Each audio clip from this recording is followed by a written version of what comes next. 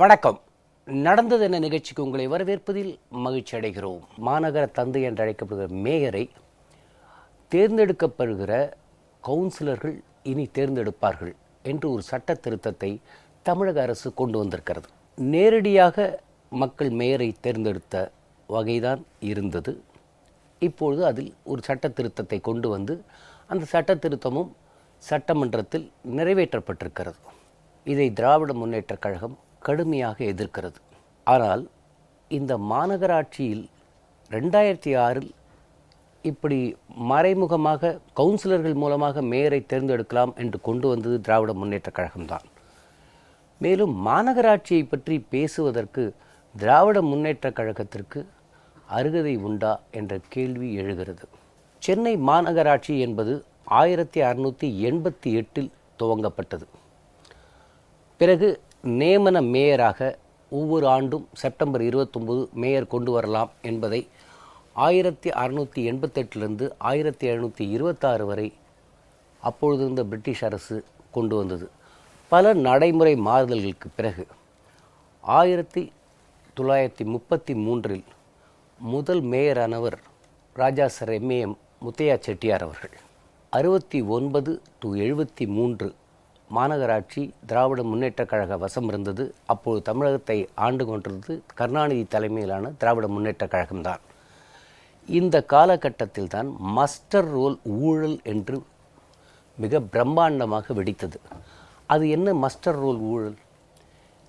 வேலைக்கு ஆட்களே சேர்க்காத போது வேலைக்கு ஆட்களை சேர்த்ததாக பொய் பெயர்களை சொல்லி பல லட்சம் ரூபாய் ஊழல் நடந்ததாக திராவிட முன்னேற்றக் கழகத்தின் மீது முதலில் சொல்லப்பட்ட ஊழலே மஸ்டர் ரோல் ஸ்கேண்டல் என்பதுதான் சென்னையில் மிகவும் பிரபலம்.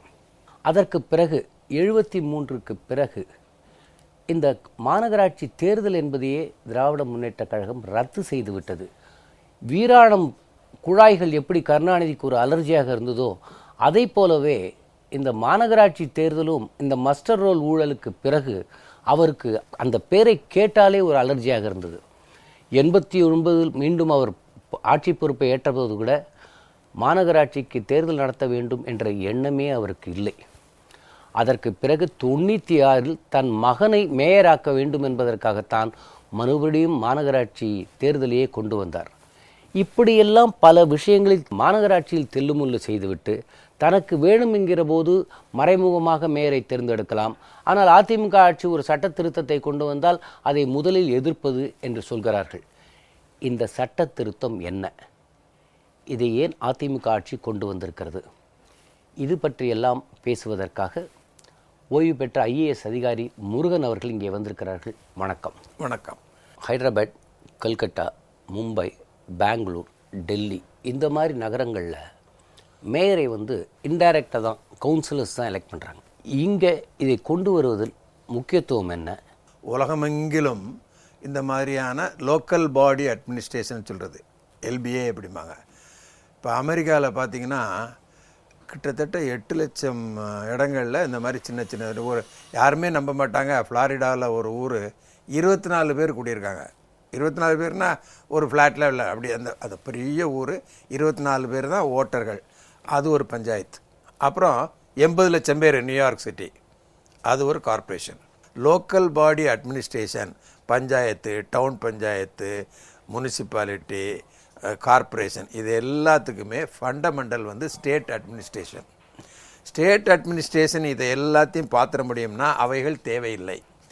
இல்லை, ஸ்டேட் அட்மினிஸ்ட்ரேஷன் சிறிய வேலைகளை பெரிய அளவில் கண்காணிக்க முடியாது, டிஸ்டன்ஸு அப்புறம் ஃபோக்கஸ்லாம் இருக்காதுங்கிறதுக்காக லோக்கல் அட்மினிஸ்ட்ரேஷன் ஒன்று பண்ணுவோம் அப்படின்னு ஆங்கிலேயர் காலத்தில் யூரோப்பிலேருந்து, அமெரிக்காவிலேருந்து, லண்டன்லேருந்து நாம் அங்கே அடாப்ட் பண்ணி பண்ணோம். அப்பவும் நல்லா தெளிவாக சொல்லியிருந்தாங்க, ஒரு ஸ்டேட் என்ன மாதிரி நினைக்குதோ அந்த மாதிரி அதை வச்சுக்கலாம் அப்படின்னு ஃபுல் பவர் ஸ்டேட்டுக்கு கொடுத்துட்டாங்க இந்த மேட்டரில். அப்போ என்ன பண்ணுறோம், அப்படியே வாங்க இந்தியாவுக்கு. ராஜஸ்தானில் ஒரே ஒரு சிட்டியில் மட்டும் டைரக்ட் எலெக்ஷன் ஆஃப் மேயர், ஒரே ஒரு சிட்டியில். மற்ற சிட்டியில் இன்டைரக்ட் எலெக்ஷன். யூபியில் ஒரு மாதிரி, யூபியில் எல்லாமே டைரக்ட் எலெக்ஷன். டெல்லியில் எப்படி, கல்கத்தாவில் எப்படி நீங்கள் சொன்ன மாதிரி. இப்படி இருக்கும்போது ஸ்டேட் கவர்மெண்ட்டுக்கு ஒரு உள்ளர்த்தம் இருக்க முடியும் அப்படின்னு பேசுகிறது ஒன்று இந்த சப்ஜெக்டை புரியாமல் பேசுகிறாங்க, அல்லது புரிஞ்சு வேணுமுன்னே எது ரூலிங் பார்ட்டி செய்தோ அதுக்கு எதிர்த்து பண்ணுறாங்க. நீங்கள் பார்த்தீங்கன்னா ஒரு 10 to 15 இயர்ஸ் கார்ப்பரேஷன் எலெக்ஷன்றது இல்லாமலே இருந்தது. இந்த கார்ப்பரேஷன் எலெக்ஷன் பிஃபோர் 73 இங்கே எப்படி இருந்தது, அதற்கு பிறகு ஏன் அந்த கார்ப்பரேஷன் எலெக்ஷன் நடக்காமலே இருந்தது, அந்த மஸ்டர் ரோல் ஸ்கேண்டல்ன்றது என்ன? திமுக வந்து பர்டிகுலராக கருணாநிதி அவர்கள் பவருக்கு வந்த அந்த மாதிரியெல்லாம் வந்த காலகட்டத்தில் அப்போ தான் சார் இவங்க ஊழலின் அடிப்படையே இவங்க தாங்கிறது.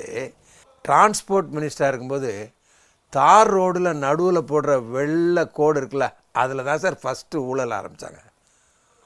அதை ஆரம்பித்த பெருமை கருணாநிதி அவர்களை சாரும். அதில் காசு அடித்தாங்க சார். அதாவது 67 அண்ணா சீஃப் மினிஸ்டர் இருக்கும்போது அப்போ இவர் வந்து transport and public works minister. அந்த பப்ளிக் ஒர்க்ஸை விட எல்லாரும் வந்தது கோடு போடுவதிலே லஞ்சமானு நாத்திக ராமசாமி எழுதுனது எனக்கு இன்னும் ஞாபகம் இருக்குது. கார்பரேஷனில் நிறைய ஒர்க்குகள்லாம் எடுத்து ஊழல் பண்ணலாங்கிறது. அதுக்கு முன்னையே நீ என்ன நான் கவுன்சிலரை மட்டும் ஆகிட்டேன்னா இந்த ஏதோ மஸ்டர் ரோல் ஊழல்னு அதில் நிறைய பணம் தருவாங்களாமே அப்படின்னு பேசுனதெல்லாம் எனக்கு தெரியும். ஒரு ரோடு போடுவதற்கு 5000 ரூபா சேங்ஷன் பண்ணுவோம்.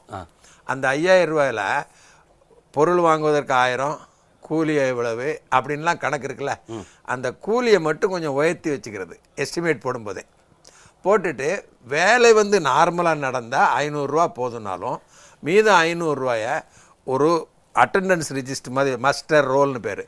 காலையில் வேலைக்கு வரும்போது கையெழுத்து போட்டு வேலை முடிஞ்சு போகும்போது கையெழுத்து போட்டு போகிறதுல முனுசாமி குலோத்துங்கன் அப்படின்னு எழுதிக்க வேண்டியது. அப்படி ஆளே இருக்க மாட்டான்.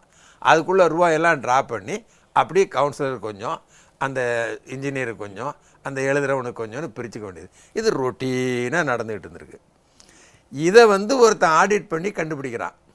அதாவது இவ்வளவு ஜனங்கள் வேலை செஞ்சுருக்கா சொல்லிங்களேன் ஒன்று டப்புன்னு அது பெரிய. அப்போ தான் ஜனநாயகம் உருப்பெற்று பத்திரிகை எழுது உள்ளே போய் இந்த காலகட்டத்தில் மஸ்டர் ரோல் ஊழல் கண்டுபிடிக்கப்பட்டு பெரிய விவாதமாச்சு.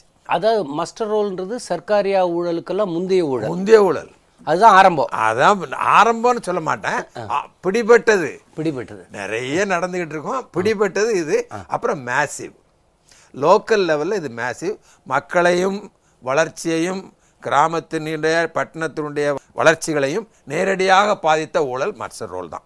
இப்போ அந்த பாயிண்ட்ல இருந்து பார்க்கும்போது கார்ப்பரேஷனில் வந்து ஜெயிச்சாலே எல்லாரையும் கவனிச்சிக்க வேண்டியது, கவனித்தவங்க அவங்க குடும்பத்தை அப்படி பார்த்துக்க வேண்டியது, அவங்கள்ட்ட ஓட்டுவாங்கன்னு ஒரு பெரிய கலாச்சாரத்தை உருவாக்கி வந்தது திமுக தான். இப்போ திமுக சிட்டியில் ஜெயிச்சு வந்தது அப்படிங்கிறது நல்ல பணத்தை டிஸ்ட்ரிபியூட் பண்ணி திருமங்கலம் மாதிரி அப்படி தான் ஜெயித்தாங்க. அதைத்தான் அவங்க இன்றைக்கி நம்புகிறாங்க. அவங்க ஒன்றும் ஊழலை கைவிட்டு விட்டு நேர்மையான நடவடிக்கைகளை எடுத்து நேர்மையான ஆட்சியை நடத்தி நாம் ஜெயிக்க முடியும் இன்றைக்கி வரைக்கும் நம்பலை. இப்போ 96 தான் மறுபடியும் கார்ப்பரேஷன் எலெக்ஷன் வந்தது, ரொம்ப நாளைக்கு பிறகு. எஸ், அதை ஒரு மகரை கொண்டு வரதுக்காக பண்ணார். இந்த கார்ப்பரேஷன் எலெக்ஷனில் ஹைகோர்ட் வர்டிக்டே வந்தது, எல்லா இடத்துலையும் ஊழல் அடித்தடின்னு. பல வார்டுகளுக்கு மறுபடியும் எலெக்ஷன் வந்து அதுக்கப்புறம் இன்டைரக்ட் 2006 இவங்களே கொண்டு வந்தாங்க மேயரை கவுன்சிலர்கள் தேர்ந்தெடுக்கலான்ட்டு.